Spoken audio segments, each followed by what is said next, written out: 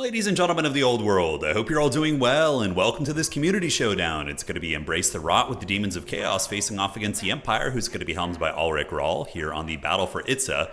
And it does look like it's going to be a massive cav rush for the Demons of Chaos, and they are going to be using 3 Bloodcrushers of Khorne, including the ROR. So Bloodcrushers of Khorne are one of the few units on the demon roster that do have armor, which is kind of an interesting tech in a way, because when you go against demons, you never expect armor, right? Very uncommon.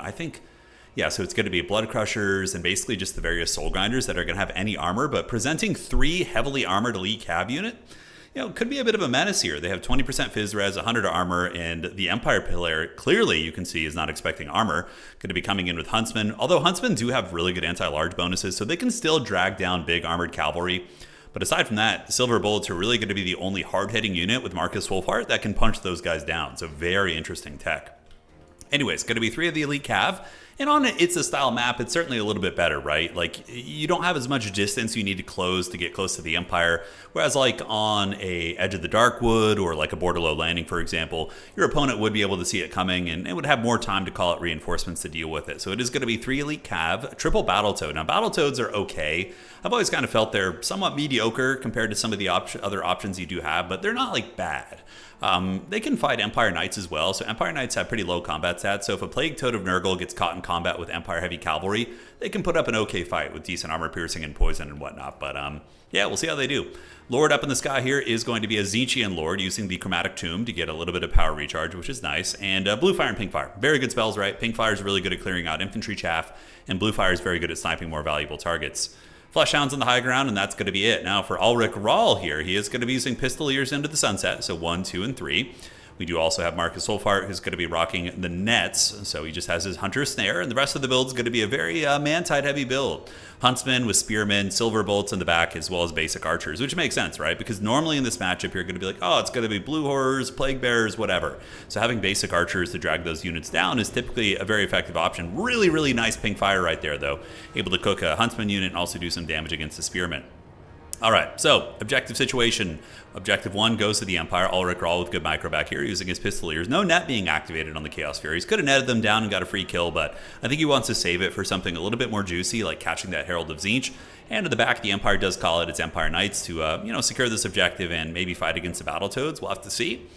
Herald putting a little bit of firepower down, and the demons do have one objective. They have not showed their hand yet, so here in the woods, the Bloodcrushers of Khorne going to be chilling out, maybe waiting for the Empire to get as far up as possible. So Ulrich obviously would know something was hiding, but he wouldn't know what, because these guys, of course, are pretty well hidden in the trees. So you can always see what your opponent has if they have any hidden units by kind of counting what you can see on the battlefield in tandem with just looking at the unit count up here in the top left, right? So that's pretty good.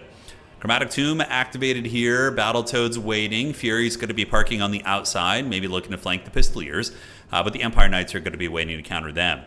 So really just waiting to see when the trigger is going to be pulled on these guys. We'll do a little bit of fast forwarding while the Empire basically just holds the points, and it's going to be light skirmishing, right? So not too much to really analyze here as the buildup does begin, and now the horns of war have been sound. Ulrich Rahl moves into the trees. He is going to be spotting Rot's units here and seeing all the Bloodcrushers of Khorne. And I'm really curious to see how this is going to work. Ulrich is a very good player. He does have the Spirit Leech as well as the Aspect to the Dread Knight there. So Aspect to the Dread Knight is good against demons because it gives magic damage. So it gives you basically a 20% damage boost and gives your unit a leadership too, which isn't bad against scary demons, right? Who cause fear and often cause terror depending on the unit. Bloodletters of Khorne are going to be the infantry choice. They are going to be very vulnerable against missiles, but will tear apart any infantry they do get into combat with. Of all the baseline infantry, I'm trying to think which ones would probably be the most meta against Empire. Yeah, I don't know. Plague Bearers are okay. Very vulnerable to Archer Fire. Bloodletters, not bad for sure. I think they'd be more of like a secondary piece. But the Demons, wow, they're actually going to get the high ground up here. Okay. So the 3 Bloodcrushers going to be heading to the high ground, and the Empire is going to be cackling on the low ground here and forming a new shield wall here, basically. They'll probably reform the ranks with their swordsmen to form a wall against the advancing high ground push coming in here. But back to our discussion we were having before. Yeah, I would say blues are probably pretty good, and pinks as well. They do get outranged by archers, which is a little bit tricky, but they do have the Protoss shield, so you can maneuver them away once they lose their shields and pull them back. It's more of a land battle tactic because obviously, there's not as much of a timer on you in land battle, but yeah, still works. So Battletoads are going to be running downhill. Ulrich are all going to be shooting those guys. A couple Fleshhounds come in and do nibble a couple Pistoliers down. The big cavalry push, I mean, there is an opportunity here, right? If you look at this flank, it's very weak. You have a swordsman unit, a couple archers. There's no spears and no halberds here. So this side is actually very, very weak against the Rush, in my opinion. All right, so here it comes. We do see the doggies moving in, and Bloodletters have made it into the front line. Battletoad's going to be screaming in on the other side, and some of them get good fights. They do get on top of the archers to an extent, but Marcus and the archers should be able to fend them off. Really, really nice blue fires or pink fires this game. Man, that was like clutch. Chaos Furies of Khorne going to be landing as well, and now the big boys are back on the menu. The Heralds of Khorne's Fury are in. And talk about overkill, right? Those guys going to be getting a beautiful charge right there, running over a lot of these infantry and then zipping even further through and getting on top of the Pistoliers. All right, so the Heralds of Khorne's Fury getting it done. Empire Cav have arrived on in here. And looking at the fight so far, the value trading is even, which is not great for the Empire considering they had such a range advantage. You'd think they'd have a bigger lead. So Ulrich does have some anti-large AP options. It is going to be Demogryph Knights with Halberds coming in as the Tzeentch army ability does go down right there. It looks like that's what he rolled with his Demons of Chaos. And now the Demogryph Knights should have a pretty good time feasting on a lot of these Bloodcrushers. Although, they tried to charge the Heartseekers. Heartseekers will do a lot of damage against the Demogryph Knights. You do get hit with the aspect of the Dread Knight by the Empire player, giving them magic damage, and they are folding up the Heralds of Khorne's Fury. Now, the Heralds did do some good damage against some of the State Troopers, and were able to get some good work done, but Demogryph Knights with Halberds are very much a counter to them. And you can see they are going to be getting their counter on. But the rest of the build for the Empire, I mean, the battle lines are kind of falling apart a little bit. We see the Empire collapsing over here. Spearmen are kind of the last bastion. Fury's getting into the secondary line. A lot of the shooting is going to be compromised here in a moment as the Battletoads can perhaps surge over here. We'll have to see how he plays it out. Pistoliers and gunline about to be compromised en masse. We do see Empire Knights moving in, but Empire Knights will not like massacre Plague Toads, right? Now back towards the Demogryph Knights. Demogryph Knights going to be forced back. The Demons of Chaos going to be taking Objective 2, and they did manage to hold on to Objective 1 during all that chaos. And now we see heavy Slaanesh Cav coming in. Heartseekers are a really, really murder hobo cav. These things do so much freaking AP damage, and they will be able to chew through the Knights of the Blazing Sun, especially since they have buffering from Bloodcrushers here. And it kind of does look like the Empire's on the back foot, but you know, that's so common for the Empire. As somebody who mains the Empire, you're often on the back foot, and you kind of counterpunch as a faction overall. Empire Knights working against the Plague Toads and against the Furies, and with a little bit of State Trooper support on the ground, looks like they probably will be able to resolve this fight here, as the Furies do get forced pathed through to attack the Silver Bullets, and they're doing a respectable job. But Bloodletters being this healthy, certainly a little bit problematic for the Empire, and we do get Fiends of Slaanesh being called out. So, you know, Demons have a ton of great options against heavy cavalry. Fiends are one of the better ones, of course. Demogryph Knights with Halberds back here, getting the anti-demon tech with the aspect of the Dread Knight. Spirit Leech going down to the Bloodcrushers as well. The Bloodcrushers have insane spell resist at 35%, so they don't care too much about a Spirit Leech. Now the Fiend's going to be piling in, and it kind of looks like our Demonic Homie might be pulling ahead a little bit here in this situation, as Ulrich is forced onto the back foot, and Rot continues pushing. Empire, though, able to win over here on this side, so this is a big win for the Empire. It means they're not going to be relinquishing all their objective. Heartseekers being called out. Now, Heartseekers into Spears certainly not great, but if they can get around these Spearman units and find their way onto the Empire Knights and maybe win this objective, the Demons could then get a counter triple cap. That would be pretty fat. So embrace the Rot. Battletoads and Bloodcrushers moving into the backfield. Pistoliers very much pinned in. Even the Bloodletters are trying to get a piece of these cavalry units. And now that the Demogryph Knights with Halberds are offline, I'm not seeing too many avenues for Ulrich to really counter-push this, right? Those were his breadwinners, and they did do good, but yeah, there's not enough of that right now. As the Heartseekers come in, and it looks like the Spearmen were not braced, and they're able to just run through these guys, man. Heavy Slaanesh Cav. I mean, light elite Cav. They're not really heavy, if you get the idea. Their mass probably isn't amazing, but they're so fast and so hard hitting. And look at them just outmaneuvering these Empire Knights, right? So you could just outmaneuver the Empire Knights, run away with them with your 100 speed, and then when the Empire Knights overextend, you countercharge them, lure them into like a Fleshhound summon like this. Really, really brilliant play there, to be honest. All right, so Fiends on the other side, going to be zipping on across, and yeah, that's going to be really bad for these cavalry. One Fiend of Slaanesh could probably take on 2 Empire Knights. If there's no fire support nearby, there's still Bloodcrushers running rampant on the battlefield, and the Demogryph Knights, I think he only brought 1 Demi. So at this point in the game, if I were a wagering man, I would have to say the Demons are just going to win this and close this out. I mean, he might be able to resummon the Demogryph Knights, but Marcus isn't like a character. He's more of a utility support character. He does have decent sniping, but like at this point in the game, he's not like a Karl Franz or a Boris Todbringer who's going to make a big difference, right?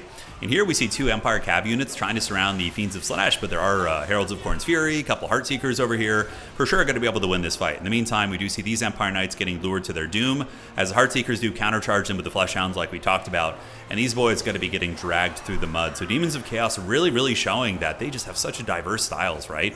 Ulrich is a very strong tournament player. He's pretty much always top 16 on the tournament leaderboards, and a triple Bloodcrusher build is working here, which is weird, right? You would never expect that to work, but it didn't do bad, that is for sure. Battletoads going to be coming on up, and the Empire moving forward with Pistoliers. This objective still is being contested, but Fiends ripping apart the Empire Knights, and these Empire Knights here are going to be getting punished really badly, probably, unless they run away here, and they are going to be fleeing. Battletoads going to be cruising for a bruising. It looks like a blue fire activated on the advancing Knights of the Blazing Sun, who I believe do have some built-in spell resist of 25%, so they're kind of like Walmart. We have Khorne at home spell resist right there. Bloodcrushers is still nibbling. Knights of the Blazing Sun could probably break them, but with Furies coming in, these are going to be Khorne Furies, so Khorne Furies do not have the best armor piercing, but you can still probably use them against Knights of the Blazing Sun if something else is fighting them as well. So outside objective, going to go to the Demons. The Empire really has nothing defending it, just some tattered spearmen who are about to be run down. So Sigmar, preserve us! They do get run down here, 16 leadership, and the big scary Demonettes of Slaanesh riding scary demon beast anteater things, man, bear, pig, are going to be able to run them down. And Ulrich going to be moving some Empire Knights over here, but yeah, he is just basically being... yeah, he's trickling in units right now, trying to do what he can. Gremlining out the middle. I mean, Ulrich is sitting at a points lead of about 1,000, so if there was a way for him to win this, it would be that way, most likely. But I think when the demonic Death Star is able to get this objective, yeah, we're going to be seeing Embrace the Rot move these guys over here and just swarm. And with his superior speed and armor piercing, he's going to win all these fights. The Demogryph Knights were like the only unit, and Pistoliers as well are very good against these type of units, but just one is not going to be enough to really change the tide. Bloodcrushers battling in there, Fury's going to be ripping it up, and we do see a blue fire coming in, so it's going to be drifting, Tokyo Drift to the power of Tzeentch, able to take down about 9 of those Pistoliers right there, not bad at all. But now the Empire Cavalry are going to be suffering the effect of the Soporific Musk. So they are going to be -5, getting drained down, and the Knights of the Blazing Sun may be thinking about segueing up to the high ground objective. I think that would be the only play really for Ulrich, would be to play the objectives and try and gremlin out an objective victory, very much how we've seen Boss Toss do in a couple tournaments recently. But Knights of the Blazing Sun do not get the proper charge. The Battletoads get in combat with them. The middle objective is going to be flipping. Another unit of Empire Knights is going to be getting called in. But the hammer of the Demons just continues routing down these Cav units. And that's the problem for the Empire here with this kind of Cav play that they have left, is that when they get in a fight, they can't escape because Slaanesh is too fast. The Plague Toads are poisoning them, so there's no escape. You're just going to get hunted down. So that was a weird off-meta build. I love seeing it. 1,800 here, and we do, of course, see the various Cav units performing not badly, honestly. 1,600, 1,100, 1,000, considering they were up against like a lot of Demogryph Knight and kind of silver bullet action. Pretty good opening for them, but the Slaaneshi Cav, the Heartseekers, yeah, really pulling the weight here. 2,200, 1,000 on those. Furies did good. And Fiends, of course, very strong. That was a wild build. Yeah, Ulrich's build obviously had a pretty glaring weakness against these guys and just Cav in general. He had a couple spears in his opening build, but aside from that, a lot of these guys are going to be struggling against like the Slaaneshi kind of Cav, right? So GG, well played. Hopefully you guys enjoyed that one. Really fun battle between these two champions. And ladies and gentlemen of the old world, we will see you all on the other side.